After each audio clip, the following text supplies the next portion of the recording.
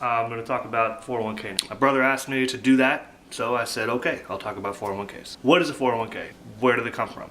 Well, a 401k basically is just named after the tax code that it is a part of. The tax code 401 talks about company pensions, profit sharing, and stock purchases. Line item K in a 401 talks about the deferred arrangements, which is exactly what they are, right? So a 401k is a retirement plan, so when you put money into it, you're putting money into it in such a way that you are planning on deferring the benefit of it. So that's why it falls under the 401k category. There's two reasons why you would want to invest in your money into a 401k.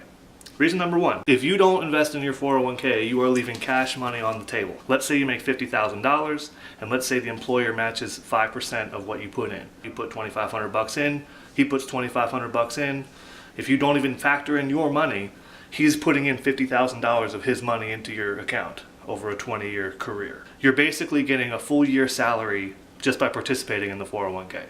Okay, and so let alone compounding that, if you were to compound that money, you're looking at 2 years salary at 6.5% in the market over 20 years invested. That's reason number one. You're leaving money on the table if you don't invest in your 401k.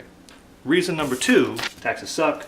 So how can we avoid paying taxes? Well, funny you should ask, because if you put money into your 401k, you put money in there without paying taxes on it.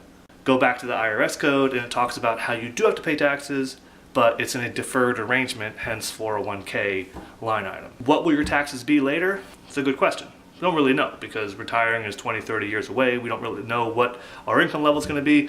We also don't know what the legislation is going to say at the time. But what we do know is that if we don't pay taxes now, we're not paying taxes now.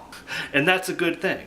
So we can worry about trying to get out of taxes later or minimize our tax bill and tax liability later when we get there. But for now, I know of one way that you can get out of paying taxes on $18,000 a year, and that's by maxing out your 401k.